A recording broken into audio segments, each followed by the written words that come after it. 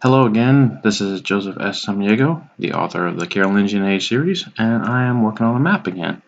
And I've been working on some maps of my cities and major areas, and this is one of the ones I'm going to do tonight. I'm using Wonder Draft again, but I'm going to do the city, or rather large town, of Lostwood. And it's in the barony of Lostwood, and as you'd expect, there's going to be some trees. So we're going to have some fun with this one, hopefully. And I'm going to go ahead and fill out a little bit of the ground here. Get that color. I got a little bit of a palette going that I know I'm going to need. And I think I'm actually going to start with a little bit of a water. Lostwood is not a place that's really visited. It's talked about. The characters from there are prominent. You see them fairly often, actually. But it's not necessarily visited too often as of yet. Series is still quite young, and I'm going to put this river here simply because I'm going to go back in and change that that river fresh water color there. But I'm going to put this river in because you got to have a body of water. And let's go in and change the fresh water color to something a little more watery, especially since we got darker ground. I definitely want that water to show up. And I'm actually going to kind of give this a little increase, so bear with me as I zoom in. And just a quick control with the mouse wheel zooms it on in. And then you can just kind of thicken this water out with the new tool on the most recent update of Wonder Draft.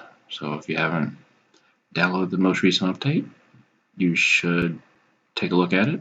It's pretty useful. And I don't like that little knob there sticking out, so let's just get rid of that a little bit. And it's really not that much of a, works pretty good. So we got a little river system going here, and that's important. I'm going to zoom it back out just a little more so I can have a clearer picture. And one of the first things I learned in school as I was studying to be a historian, and it really kind of made sense. That was actually pointed out to me by a teacher, and it really made a lot of sense, was civilizations have to have water. I was in 10th grade. I was like, well, yeah, duh. So you can kind of do this as one of the probably easiest things to do when you're setting your towns and you're looking for something. Since there's so many choices, is just to go through here and kind of simplify your choices. Now, do some red. And I'm going to start with the N. Sorry, bear with me. And I'm going to put this little guy over here. And you got a few houses here. So you get a nice little square building. And then here's a market. Now the market I'll make a little bit bigger just because it's a market. Now I got my placement for the town itself, but I want to go ahead and start adding in my trees. This is a town called Lostwood. I'm just going to pull them down. This is a nice variety here. So you get multiple different types of trees. And it's going to be kind of thick because it's known for being a foresty area. I kind of misspoke. It is actually used and visited briefly in the Far Off Kingdom.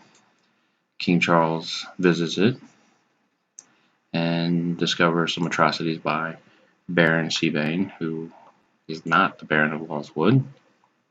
And so he kind of pisses him off and uses that as fuel for the fire type of deal. So I did speak on that, so I apologize. So I'm gonna add a few new trees in here. I don't like using these ones a whole lot, simply because of the way they look. They just look kind of funky when you add them to the others. I'm trying to add some taller ones. They almost look like Ents from the Tolkien universe, doesn't it? That's kind of cool. So let's see, just add a few more. Now you want to have enough area, and we're going to have a road coming through here. So you want to have enough area here. It doesn't have to be 100% covered, and we're going to go back to this one. And let's pull those out. Drop this up to 10. Oop, too big. And scale is going to be tough sometimes. And we get a bigger size. Let's go a little bit bigger. Yeah, there we are. See, now you get a nice big area. Let's zoom in, because one of the things Wonder Draft, the bigger the presentation you have on the screen, and the further away you are from it, the slower your cursor can go, depending on your computer itself. My computer's a little bit older, so it is one of those things. It is what it is. Nothing, nothing real too major with it. Cool thing though is, if you zoom in, you don't really have that issue. Alright, so we're going to go with that. So now you see nice area, obviously where habitation has been taking place. So next up, let's just start putting some houses in. Now we are going to have this guy over here. A couple of them. And we'll get to those guys in a minute. So you kind of are limited in a way of what you have. I like to space them out so they're not like a bunch of cookie cutter style houses right next to each other. It will happen though. You will have to put them kind of close, depending on where you're at, what town you're trying to do. But you can kind of get creative with them. See what you can do. See what's kind of fun, what works, what doesn't work. And you already established your roads, so you know where you're going to be. You know what you got to do. Just kind of have fun with it at this point. There's a lot of room to work with, and it looks good. So let's just see kind of how this turns out. We'll just have to go from there. Alright, so as you can see, I've actually kind of moved on a little bit. I wanted to, let's get it going. It can be time consuming to make these maps, so forgive me on that, but I just wanted to get kind of this going. And right now I'm doing a little farmland over here. And typically I use a different windmill which has sort of a pattern already laid out, so I don't have that. And the mirrored option on this one gives me this, so I'm like, oh, this is kind of cool. I can make a somewhat of a pattern with this, and it's not gonna be perfect, but it's not too bad. So here we are. So I'm making the kind of economy, if you can say that. Really, the agriculture will provide sustenance for the town. It'll keep them all fed and give them a little bit of some money too. It just also a way to really take up some space. So we still got to add some more trees in, and I'm gonna pull it up here. Now this is Riverlands, so it's obviously good farmland. Kind of saying to hell with space right now. And down at the bottom, you probably notice I added in a little bit of a town, another little town, a little different, and that's more of the farming community. Kind of like here you have an inn, and really it's a crossroads, so to speak.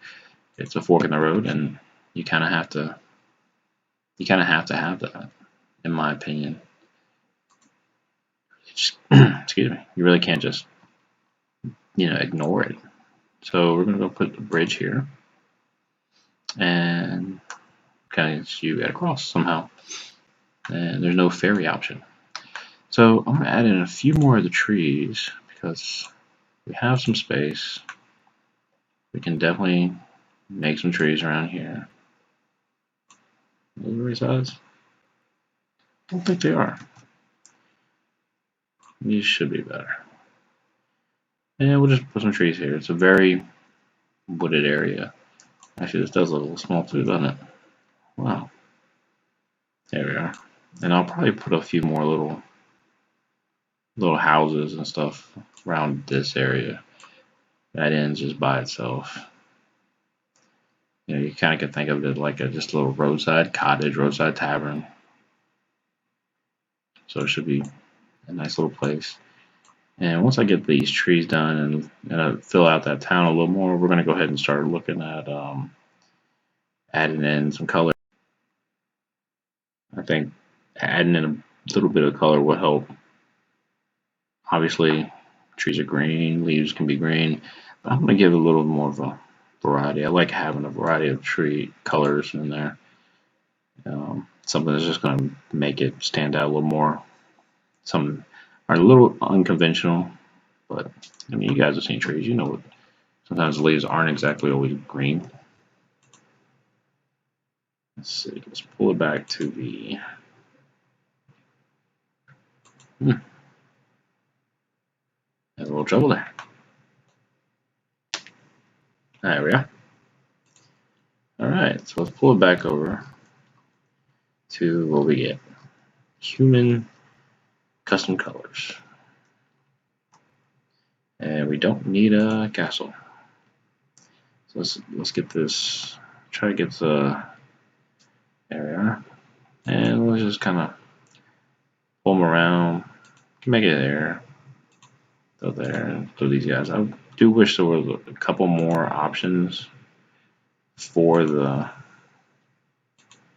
houses, especially. You know what? Let's put if we're gonna have the houses like that orientation. There we go. You really don't have a lot of options for houses, and that's okay. I mean, it is what it is. It would be cool to have a few more options, but can't always get what you want. So here we are, and that looks pretty good. So let's get to the trees. Now we'll probably go ahead and call this one. So pull it down to our color palette, and like I said, I already pulled some. And so let's just kind of, let's bring the brush size down a little bit. Just pull a little. Yeah, it doesn't have to be everywhere.